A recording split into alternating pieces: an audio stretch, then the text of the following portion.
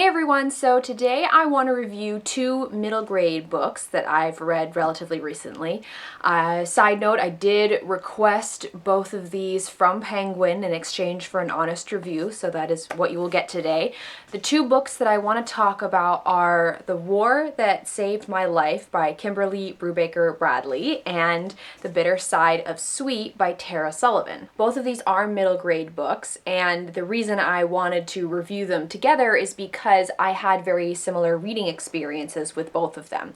The first one that I read was The War That Saved My Life. I read this a couple months ago, and it follows Ida and Jamie, who are living in London right before the Germans begin bombing London during the Blitz. Ida and Jamie are siblings. Ida's 9, Jamie's her younger brother, and they have been raised by an abusive mom. Ida gets most of the abuse because she has a club foot and her mom is very ashamed of this. Jamie gets treated more fairly because he's a normal child. So Jamie actually gets to go to school, whereas Ida is constantly cooped up in their grimy, horrible apartment. As far as she can remember, she's never left the apartment, and it's only when Jamie finds out in school that all of the kids are being evacuated out of London that Ida realizes she's going to have to become very brave, and she needs to escape with Jamie because Ida is very protective of Jamie. She wants to make sure that she's with him. So if Jamie's leaving, she's got to leave too. And so Ida and Jamie escape from their mom, get out of London, and they end up in south of England, and they are given to this woman named Susan who doesn't want them, but they're the last kids that aren't picked, and Susan is the one person who doesn't seem to have any kids to take in, and it really follows their relationship and their growth together. So on the flip side, we have The Bitter Side of Sweet, which I recently finished just a few days ago. This is about brothers, Amadou and Seydou, who are living in the Ivory Coast, and they're working on a cacao plantation. They are basically modern-day slaves. They left Mali during a drought to try and find work. Amadou is 15, Seydou's 8. And when they left, it was 2 years ago. So they've spent the last 2 years working as child slaves on this plantation. They were told that they were going to earn money and eventually be able to leave, but that is not the case. And Amadou is very protective of his brother Seydou, and he has always wanted to try and get him out of here.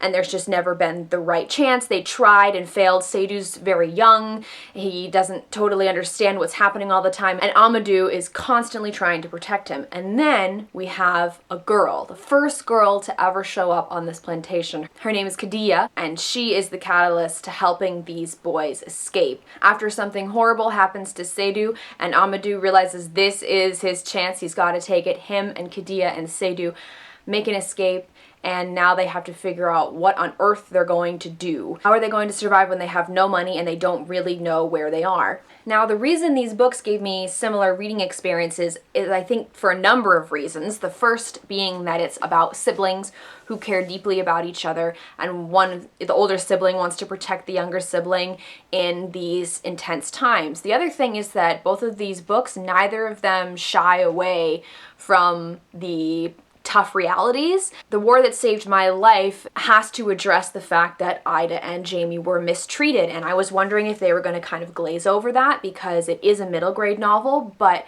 depending on how old you are, I feel like you might pick up on more things. But I was very pleased with the amount of time they spent talking about what shape Ida and Jamie were in and how Susan realized that they had really been abused.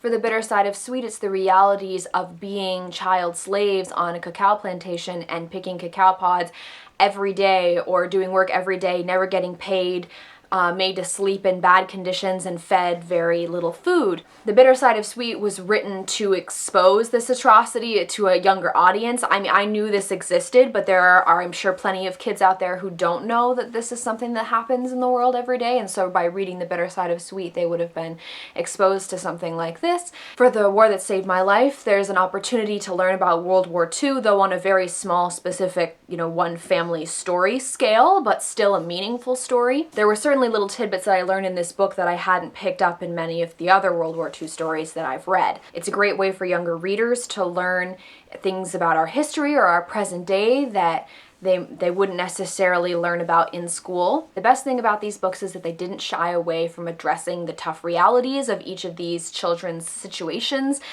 Some of these things, such as what's addressed in The Bitter Side of Sweet, you certainly probably wouldn't hear about that in school. In terms of my ratings for these, The War That Saved My Life, I did enjoy it a bit more. I decided to give it 4 out of 5 stars.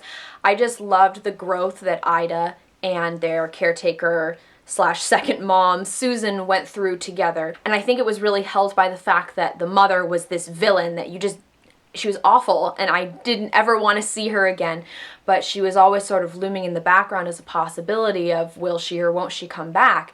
And I think by putting those two things together in the story, plus the World War II element, and just seeing Ida really blossom as a person was really great to read about. For The Bitter Side of Sweet, I didn't like this one quite as much as The War That Saved My Life. I gave this one 3.5 out of 5 stars. This had a bit more of the YA element to it, I think because Amadou is 15, but his brother's 8, and it's definitely like written and looks like a middle grade novel, but there were certain things that were presented and I was like, that's very YA, such as the constant descriptions of people biting their lips and it bleeding, or clenching their fists and they're digging in so deep that their nails are cutting their skin. It's just descriptions like that remind me of YA, and they were kind of repetitive in this book. So that got to me a little bit. I wouldn't necessarily recommend this one for 9 to 10-year-olds. It's more like 12 to 13-year-olds based on, how old the characters are and some things that happen on this cacao plantation, because they're not pleasant.